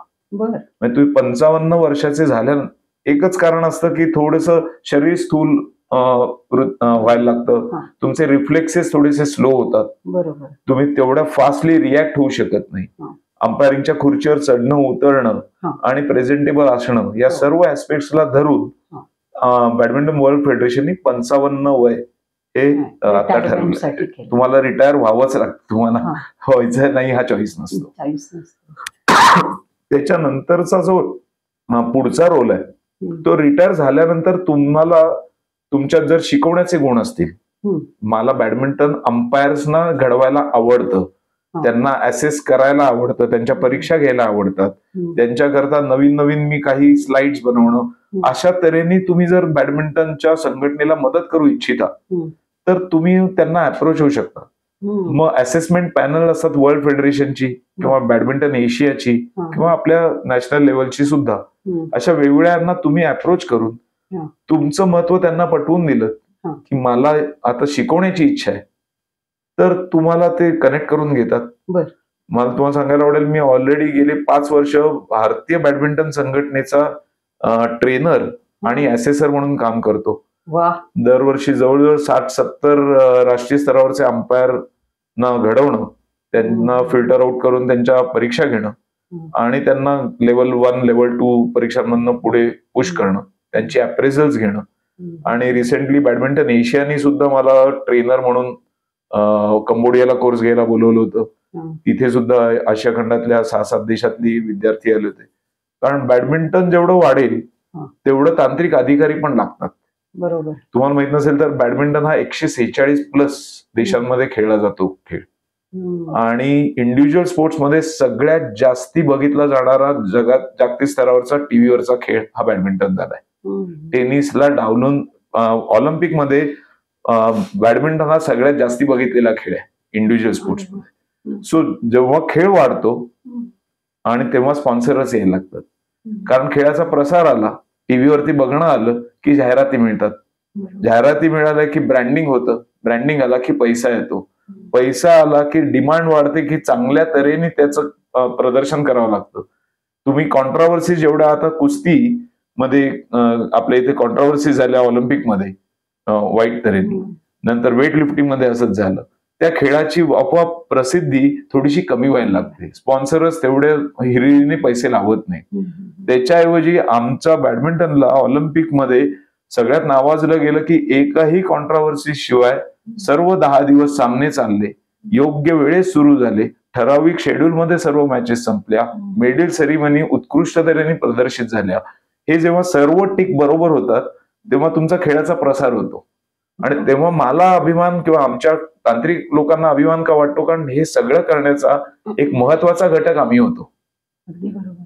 सोशल मीडियावरती अंपायरच्या चुकीमुळे हे वाक्य लिहिणं खूप सोपं आहे, त्याला डिफेंड करणं किती अवघड असतं हे फक्त अंपायर किंवा तांत्रिक अधिकाऱ्यांना माहिती असतं, जे आम्ही करत आलो. मग त्याचा भाग झाल्यामुळे आता खेळाचा प्रसार वाढला. खेळाचा प्रसार वाढला की अंपायरची जबाबदारी वाढते, कारण आमच्याकडनं जेवढ्या कमी चुका, कमी कॉन्ट्राव्हर्सीज, तेवढा खेळाचा विस्तार जास्ती. खेळाचा विस्तार झाला की अधिकाऱ्यांची संख्या जास्ती, मग त्यांना शिकवणाऱ्या गुरूंची किंवा ट्रेनरची गरज जास्ती. सो ते अनुसरून मी आता ठरवलं की मी रिटायर व्हायचं असून मला अजून 5-7 वर्ष आहेत, पण जेव्हा रिटायर होईन, ऑलरेडी मी शिकवायला लागलोय, पण वर्ल्ड फेडरेशनना रिक्वेस्ट करीन की माझं शिकवणं तुम्हाला आवडत असेल तर मी नक्की पुढची 10 वर्ष ट्रेनर म्हणून जॉईन इच्छितो. सर, अंपायर या क्षेत्रामध्ये जर कुणाला यायची इच्छा असेल तर काय त्यांच्यासाठी अपॉर्च्युनिटीज आहेत, काय सांगाल तुम्ही? अंपायरिंग हा खरं तर थँकलेस जॉब आहे. म्हणजे किती चांगलं अंपायरिंग केलं तरी तो काय म्हटलं तसं की पुढची मॅच ही माहित नसते कशी आपण अंपायरिंग करतो. त्यामुळे त्याला जोपर्यंत आंतरराष्ट्रीय अंपायर तुम्ही होत नाही तोपर्यंत ग्लॅमर नसतं. तुम्ही कुठल्याही टीव्हीवरती झळकत नाही किंवा हल्ली फक्त सोशल मीडियाने तुमच्यावरती ट्रोल होतात की तुमचे काही चुका झाल्या असतील तर छोटी रील बनवतात हल्ली कुठल्या तरी कॅमेऱ्यातनं. पण त्याच्या पलीकडे जर अंपायर म्हणून यायचं असेल किंवा हे असेल तर एक पॅरलल करिअर किंवा मी सगळ्या पुण्यातल्या बऱ्याचशा ज्या मी कोर्सेस घेतो किंवा मुलांना प्रमोट करतो की या अंपायरिंग फील्डमध्ये, तर तुम्हाला मेनस्ट्रीम अंपायरिंग मी पूर्ण वर्षभर किंवा माझं करिअरच म्हणून अंपायरिंग निवडलंय, तर तेवढे मोठ्या प्रमाणात अर्थार्जन किंवा तेवढा आर्थिक हातभार तुम्ही कुटुंबाला लावू शकाल का नाही, मला थोडीशी शंका वाटते. कारण हे पॅरलल करिअर किंवा मी जेव्हा अंपायरिंग करायचो, गंमत म्हणून तुम्हाला सांगतो की मी अंपायरिंग चालू केलं तेव्हा मला माहित नव्हतं की यातनं पैसे मिळतात. आणि अंपायरिंग केल्यानंतर एक दिवस मला आमच्या असोसिएशनचा फोन आला की अरे तुझा चेक घेऊन जा. म्हटलं कसला चेक? तर तू अंपायरिंग केलंस, 8 दिवस अंपायरिंग का 5 दिवस अंपायरिंग होतं. आणि मग त्याच्यानंतर कळलं की दिवसाचे 75 रुपये दिले होते त्यांनी मला 5 दिवसाचे. तेव्हा ते खूप छान वाटले, 300-350 रुपये मिळाल्याचा आनंद होता. पण ते पैसे मिळवण्याकरता अंपायरिंग नव्हतं, ते एक आपण खेळाशी कनेक्ट व्हावं. मी ज्या खेळात खेळाडू म्हणून नाव कमवू नाही शकलो किंवा माहित नव्हतं पर्यंत पोहोचण्याचं, त्यावेळेला मला आवडणारा खेळ मी अंपायरिंग या नात्याने का होईना पण मी कायम त्या खेळाशी कनेक्ट राहावं, हे एक पॅशन होतं, तेव्हाही होतं आणि आताही आहेच. आता मात्र चित्र बदलत का गेलंय की एकतर अंपायरिंगचा फायदा हा पैशासाठी लोकांनी किंवा ज्यांना यायचंय ना त्यांनी बघू नका. पहिल्यांदा तुम्ही राज्य अंपायर झालात तर तुम्हाला महाराष्ट्रावर फिरायला मिळणार आहे, तुम्हाला नवीन नवीन मित्र होणार आहेत, नवीन नवीन ओळखी होणार आहेत, नवीन कोचेस भेटणार आहेत, तुमची आयडिया त्यांना शेअर करता येणार, त्यांच्याकडनं काही शिकता येणार आहे. हा स्वार्थ असेल तर पहिल्यांदा. बर 30 वर्षापूर्वी 75 रुपयाचे आता दिवसाला 2000 रुपये झालेत हे मी सांगू शकतो. आता तुम्ही गणित करा, वर्षात कितीदा तुम्हाला अंपायरिंग जायचं, पर डे 2000 रुपये तुम्हाला पॅरलल इन्कम, पॉकेट मनी. मुलांना जे तुम्ही ग्रॅज्युएट बरोबर मला काहीतरी अजून नोकरी मिळत नाहीये, पण मला महिन्याला मी 5-10 दिवस जर अंपायरिंग केलं, आता तर 20-20 दिवस अंपायरिंगची डिमांड येते, एवढ्या मॅचेस झाल्यात सुरू, तर तुम्ही विचार करा की तुम्हाला काय उत्पन्न असू शकतं. त्यामुळे मी बऱ्याचदा म्हणतो की माझा राज्यस्तरीय अंपायर हा जास्ती कमवतो जेवढं मी आंतरराष्ट्रीय कमवतो त्याच्यापेक्षा महिन्याला तो, कारण तो महिन्याला खूप वेळेला अंपायरिंगला जातो, तेवढ्या मला ऑपॉर्च्युनिटी नसतात. पण आर्थिक भाग एक सोडला तर हा स्वार्थ खूप छान आहे. जसं तुम्ही राष्ट्रीय अंपायर झाल्यावरही अनेक ठिकाणी फिरू शकाल, बरोबर, पूर्ण भारतभर तुम्ही जाऊ शकता. छान कोडाईकॅनलला मॅचेस होतात, उटीला मॅचेस होतात, गोव्याला मॅचेस होतात. बरं, येण्या जाण्याच्या खर्चात सकट सर्व ऑर्गनायझेशन तुमचं राहणं खाणं पिणं प्लस डेली अलाउन्स हा एक बेनिफिट असतो, तुम्हाला भारतभर फिरायला मिळतं. आणि जसं तुम्ही वरती शिडी चढत जाल तशा आशिया खंडात, आंतरराष्ट्रीय झाला तर जगभर. आता मी अशा अनेक देशांमध्ये गेलोय, किंवा कोरिया मधलं एक योसू नावाचं गाव आहे जे कुठेही पर्यटन क्षेत्राच्या ह्याच्यावरती येणार पण नाही, पण त्याच्या एवढं आखीव सुंदर रेखीव चित्रकाराने एखादी सुंदर चित्र रेखाटावं एवढं समुद्रकाठचं गाव मी ते बघून आलो. अरे आता हे सगळं कोणामुळे झालं तर फक्त बॅडमिंटनमुळे. बॅडमिंटनमुळे. पैसा मिळणं न मिळणं हे खूप नंतर किंवा सब्जेक्टिव्ह आहे, पण बरोबर. हा आनंद, हा अनुभव आणि अशा ठिकाणी जायला मिळणं. हम्म. बरं, पुण्यातनं निघालो की पुण्यात पोहोचेस तवरचे सर्व खर्च माझी असोसिएशन उचलते. हम्म. मला खरोखरीच रुपयाचा खर्च नसतो, हा आनंद पण असतो. बरोबर. त्यामुळे मला पैसे किती मिळतात त्याच्यापेक्षा मला किती मोठा आनंद मिळाला हा मला कायम असतो. काय मग हा जर उद्देश ठेवून जर तरुण मुलं येणार असतील, हा. आणि मी म्हंटल तसं 75 रुपयाचा प्रवास आता 2000 ला पोहोचलाय. बरोबर. त्यामुळे तुम्हाला जरी पैसे मिळवायचे असतील तरी आता मिळणार आहे. मिळणार आहे. तुम्हाला 100 ठिकाणी फिरायला मिळणार तर नक्की मिळणार आहे. बरोबर. तर तुम्ही पहिल्यांदा त्या विचाराने येणार असेल तर जरूर या. जरूर या. तर याच्या व्यतिरिक्त तुमचे काही बाकी छंद किंवा आवड काही आहेत का? मी म्हटलं तसं की मला एकदा एक राष्ट्रीय अंपायर असताना मला आठवत नाही, पण एक मुलाची आजी हा. मॅच घेऊन आल्यावर भेटायला आली होती. हा. तर त्या म्हणाल्या की तुम्ही रेडिओवर निवेदन करता? हा. मला काहीही कळलं नाही, म्हणजे हा रेफरन्स टू कॉन्टेक्स्ट काहीच नव्हता. म्हटलं का हो असं का? नाही, तुमचा आवाज खूप श्रवणीय वाटतो आणि करत नसाल तर लगेच रेडिओवर जाऊन देऊन या. सुरत काहीतरी रेडिओ सुरत वरती माझ्या, म्हणून त्यांनी मला खास लिहून पण दिलं. अरे वा. आणि मी तो कागद परत खिशातच ठेवला, कधी हे नाही केला.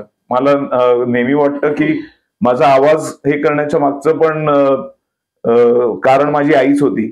कथाकथन आई सानेगुरुजी कथामध्ये खूप पहिल्यापासून तिने भाग घेतला होता आणि कार्य पण खूप करायची, कार्यकर्ताच होती ती. आणि त्यामुळे कथाकथन सांगायला लहानपणापासून तिने मला प्रोत्साहन केलं होतं, जसं बॅडमिंटन बरोबर. त्यामुळे शाळेतही 2-3दा क्रमांक मिळाले होते. त्यामुळे तो आवाज आणि सभागृहात 100 लोक असली तरी न घाबरता बोलणं, धाडकन, मग ते चुकीचं असो बरोबर असो, पण ती भीती चेपली होती. त्यामुळे तो आवाज मोठा झाला होता. पण मग corona was such a good time की मी सहज दररोज पेपर जेवढा कमी वाचायचो आपण दररोजच्या धकाधकीत, करोनात करायचं काय तर पेपर वाचूयात 2-2 तास. त्यात मला ती जाहिरात सापडली AK स्टुडिओची. केदार आठवलेचा स्टुडिओ आहे, 2-4 स्टुडिओ आहेत त्याचे. विक्रम गोखल्यांबरोबर त्यांनी खूप छान तऱ्हेने. मी त्याला फोन करून सांगितलं की मला आता अंपायरिंग शिकवायचं आहे. मला माहितीये माझा आवाज स्पष्ट येतो. अगदी बरोबर. आणि पुणेकर असल्यामुळे न होत नाही, नचणं होत नाही. त्यामुळे आपण स्पष्ट उच्चार करू शकतो प्रत्येक शब्दाचा. आणि जर तुमची संस्कृत जर शाळेमध्ये शिकला असाल तर कुठलाही अक्षर कुठल्याही भाषेतलं आपण स्पष्ट बोलू शकतो. हे अंपायरिंगला खूप गरजेचं आहे, जे अनेकांना माहित नसतं. कारण कुठल्याही एखाद्या व्यक्तीचं नाव तुम्ही योग्य तऱ्हेने घेतलं तर त्याला ते खूप आवडतं. अगदी बरोबर. म्हणजे एखाद्याचं उदाहरण म्हणून पर्लीकर हे इंग्लिशमध्ये नसल्यामुळे कोणी पर्लीकर म्हणतं, पण मला परळी पण म्हणता येतं, परळीकर. त्यामुळे त्या माणसाला कळतं की ह्या माणसाला जाण आहे की माझं आडनाव कसं घ्यावं. हे जे सगळे बारकावे होते त्याच्यावरती फाईन ट्युनिंग मला केदार आठवलेंनी करून दिलं. अरे वा. आणि त्यांनी मला व्हॉइस ओव्हर कसं करायचं, मॉड्युलेशन कसं करायचं, डायफ्रामिक ब्रीदिंग म्हणजे काय, की श्वास रोखून धरून किती वेळ बोलता येतं आणि आपला आवाज कसा थकतो. चेहऱ्याचे 56 मसल्स हे आपल्या चेहऱ्यावरचे भाव बदलायला किती उपयोगी पडतात हे त्याच्याकडनं मी खूप अनेक बारकावे शिकलो. आणि तो त्या काळात मला कळलं की अरे हा छंद आपल्याला खूप इंटरेस्टिंग आहे. म्हणजे नुसतंच एक व्यक्तिमत्व म्हणून नाही की चष्मा दुकानदार आहे मी त्यामुळे चष्मे विकतानाही ती कला उपयोगी पडते, अंपायरिंगचं शिकवताना तर उपयोगी पडते. मी मग त्याच्यावरनं एक खूप कोर्स डेव्हलप केला की जो अंपायरिंग मध्ये आतापर्यंत कोणी केला नव्हता. मग तो कोर्स डेव्हलप करून अंपायरिंगच्या वेळेस चेहऱ्याचे हावभाव, व्हॉइस थ्रो, व्हॉइस पिच आणि मॉड्युलेशनचा वापर करून प्रभावी अंपायरिंग कसं करावं याचं 1-2 तासाचं मी लेक्चर देतो हल्ली. आणि त्याचा उपयोग होतो सगळ्यांना. तो छंदच झाला माझा. त्यामुळे कोणीही कुठलाही पर्टिक्युलर शब्द म्हटला की मला ते थोडंसं खटकतं की छान वाटतं, ते मी कॉपी कॅट आहे त्यामुळे ते लगेच कॅच करून घेतो आणि काही वेळेस खटकतं त्यामुळे ते मजा येते. पण दुसरं छंद म्हणला तर माझी 2 पुस्तकं प्रकाशित झाली आहेत. एकटाच नावाचं पहिलं आणि कदाचित म्हणून मी कोकणाच्या अनुभवावरती दुसरं लिहिलंय. कविता लिहितो आणि माझं रिसॉर्ट आहे कोकणामध्ये दापोलीच्या जवळ. ते छंद म्हणून आम्ही 2-3 मित्रांनी तिथे बांधलं आणि आता ते व्यावसायिक गेले 10 वर्ष आम्ही रिसॉर्ट पण रन करतो. पण हे सगळं करताना ऑप्टिकल बिझनेस मध्ये कसे वळालात? बाबा टेल्कोत होते. बरं. बाबा 90 पर्यंत टेल्कोत होते, पण काहीतरी एक पॅरलल व्यवसाय करावा किंवा टेल्कोतनं आल्यानंतर काय करायचं, तर बाबांनी चष्म्याची पाकिटं, ज्याला आपण चष्म्याची कव्हर्स म्हणतो, अशी बाबांनी 80 सालापासून एक छोटी फॅक्टरी टाकली होती वाकडेवाडीला, म्हणजे जिथे आम्ही राहायचो तिथे. एक आमच्या अपार्टमेंट मधल्या एका रूम मध्ये 5-6 कामगार आणि शिवणाची मशीन, वेल्डिंग मशीन असं घेऊन, आणि बाबा महाराष्ट्रभर फिरायचे ती वेगवेगळ्या चष्म्याच्या दुकानात जाऊन की आमची पाकिटं घ्या. जवळ 56-58 व्हरायटीची पाकिटं वडील बनवायचे. आणि त्यावेळेला मग शनिवार रविवार असला की शिवणाच्या मशीनवरती आधी कार चालवायची हाऊस म्हणून ते स्टेअरिंग वळवायचो, आणि मग ते बघता बघता शिकायला लागलो मी पण की पाकिटं शिवायची कशी. ते वेलक्रो असतं, वेलक्रोची पाउचेस असतात, गोफ्ट असतात बरेचसे. मग ते शिकताना बाबांनी 10वीत विचारलं की तुला नोकरी करायची आहे का टेल्कोत, मी चांगल्या पदावर आहे, तुला तिथे लावतो, म्हणजे ते काहीतरी शिक्षण घे. म्हटलं नाही, तसं काही करायचं नाही, मला व्यवसाय करायचा. मग म्हणाले तू ऑप्टोमेट्रीचं शिक्षण घे, पुढे मागे आपण एखादं दुकान घेऊ, आणि ह्या चष्म्याचा तर व्यवसाय आहेच, त्याला चष्म्याचा जर शिक्षण घेतलंस तर उपयोगी पडेल. आणि ज्ञानप्रबोधिनीमध्ये तो कोर्स जस्ट सुरू झाला होता. सर, आतापर्यंत तुम्ही बरेच परदेशामध्ये वगैरे अंपायरिंगसाठी वगैरे गेलाय, पण हे सगळं करताना मेन प्रश्न आहे तो फॅमिली. तर तुम्हाला फॅमिलीचा सपोर्ट कसा राहिलाय? कुठलंही वेळ आपण नेहमी म्हणतो की आपल्याला यशस्वी व्हायचं असेल तर फॅमिली आणि नवऱ्याला बायकोचा आणि बायकोला नवऱ्याचा आधार किंवा सपोर्ट मॉरली आणि सगळ्याच अँगलनी असावाच लागतो तुम्हाला. तर मी म्हटलं तसं की खेळाचं वातावरण, की अभ्यास एखाद दिवस नाही केला तरी झाले पण खेळ बुडवायचा नाही असं पहिल्यापासून घरात वातावरण. तसंच मुलगी झाली 2000 साली, आणि माझं आणि बायको माझी दीपा, आमचं लव्ह मॅरेज, त्यामुळे तिला कल्पना होती की आमच्या घरातलं खेळीमेळीचं वातावरण काय असतं किंवा कशा तऱ्हेचं एखादं घरातलं वातावरण आहे आणि आपल्याला कसं जुळवून घ्यायचं हे तिला चांगली कल्पना होती त्याची. आणि दुर्दैवाने 2000 साली काही असाध्य रोगांमुळे आई गेली तेव्हा. पण त्याच दरम्यान पूर्वा म्हणजे माझी मुलगी तेव्हा जन्माला आली, आणि मग घरात परत नवीन बाळाची चाहूल, आणि मग ते थोडंसं दुःखी वातावरण, या सगळ्यातनं तो काळही निभावून गेला. आणि मग मुलीला पूर्वा पोटात असतानाच मी नेहमी म्हणायचो की हिला आपण बॅडमिंटन खेळाडू बनवायचं, ते शिक्षण 10वी नाही झाली तरी चालेल असं मी गमतीत म्हणायचो तिला. आणि माझ्या मिसेसकडे सगळं शिक्षकी वातावरण, माझ्या सासूबाई नावाजलेल्या शाळेतल्या शिक्षिका, आणि मग ते नाही शिक्षणही तेवढंच, असं आमचं छान प्रेमातलं द्वंद्व चालायचं. पण ते होत असताना पूर्वानी ऐकलं असेल लहानपणी, तिने आईचंही म्हणणं ऐकलं, 10वी चांगले 90-92% मार्क पडले, आणि खेळाला तेव्हा तर ती वयाच्या 15व्या वर्षी क्वालिफाईंग राऊंड मधनं ती नॅशनल चॅम्पियन झाली. अरे वा. आणि त्यामुळे तिने पण छान नाव कमवती अजूनही. तर त्यामुळे तेव्हाच माझा पण अंपायरिंगच्या परीक्षा, वेगवेगळ्या लेवलच्या अंपायरिंग आणि आंतरराष्ट्रीय संधी मिळत होत्या मला. आणि वडील दुकान सांभाळायचे की तू जा रे स्पर्धेला जाऊन ये, अंपायरिंग कर.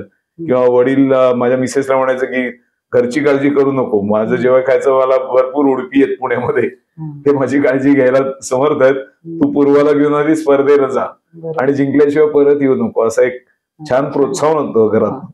त्यामुळे हळूहळू पूर्ण बॅडमिंटनच्या आसपासच सगळं पूर्ण आमचं घर, आमचे चुलत मामे भावंड सगळी जण की पुण्यात नाहीयेस ना अशा तऱ्हेनेच फोन यायचा मला की मला माहितीये तू पुण्यात नाहीयेस. म्हटलं अरे नाही, मी सध्या पुण्यात आहे, असं आश्चर्य वाटायचं लोकांना. पण सगळ्यांचीच मानसिक तयारी होती की यांना येणं गेणं कारणाने आपण कसा सपोर्ट करता येईल, प्रोत्साहन कसं देता येईल. त्यामुळे कधीही निगेटिव्ह बाजू आलीच नाही. आणि त्यामुळे जेव्हा तुम्ही चांगल्या मनाने किंवा चांगल्या विचारांनी एखाद्या स्पर्धेत जाता अंपायर म्हणून, किंवा माझी मुलगी सुद्धा चांगल्या तऱ्हेने घरातल्या वातावरणात जाते, तेव्हा आपसुकच खेळ बहरतो. बरोबर. तसंच माझं पण झालं की चांगल्या विचारांनी गेलात की, आणि बायको वडिलांचा, माझ्या सहकाऱ्यांचा, दुकानातल्या किंवा रिसॉर्टच्या पार्टनरचा चांगला सपोर्ट असला की आपण चांगलंच करत जातो. अगदी बरोबर. म्हणजे जरी डायरेक्टली इनडायरेक्टली काही त्याचा इम्पॅक्ट नसेल, पण मनातनं आपण खूप कम्फर्ट एक आपल्याला असतो की अरे हे बाकीच्या सगळ्या गोष्टी, आपले जे सहकारी मित्र, नातेवाईक, आई वडील हे सगळे समर्थ आहेत आपली काळजी घ्यायला. तेव्हा तुम्ही निर्धास्तपणे एखाद्या कार्यात उडवू शकता. ते खूप सुदैवी आहे मी की असे सगळे लोक माझ्या आजूबाजूला आहेत. त्यामुळे मला खूप आनंद होतो. त्यामुळे मला असं कधीच चॅलेंज आलं नाही आणि येतही नाही. आणि खेळीमेळीचं वातावरण असल्यामुळे कुठलंही अवघड काही प्रसंग असेल तरी कुठलंही आडपडदा न ठेवता आम्ही सगळे एकमेकांशी काय बोलून ते प्रॉब्लेम सॉल्व्ह करत असतो. तर प्रेक्षको, आज सुदीप सरांनी आपल्याला अटुज्ञ असं मी म्हणेन, कारण याच्यामध्ये 52 मुळाक्षर आहेत. त्याच्यामुळं कुठलंही लपवाछपवी न करता त्यांनी आपल्याला खूप सुंदर माहिती दिली आणि वेळात वेळ त्यांनी आज आपल्यासाठी खरंच काढला. त्याबद्दल Mayur foods cooked with care आणि माझं व्यासपीठ यातर्फे त्यांना छोटीशी भेट. थँक्यू. जर तुम्हाला आजचा एपिसोड आवडला असेल तर नक्की माझ्या चॅनलला लाईक करा, शेअर करा, सबस्क्राईब करा आणि सुदीप सरांचा नंबर मी डिस्क्रिप्शन बॉक्समध्ये देत आहे. जर तुम्हाला या खेळाबद्दल काही माहिती अजून हवी असेल तर तुम्ही नक्की त्यांना कॉन्टॅक्ट करा. धन्यवाद. धन्यवाद.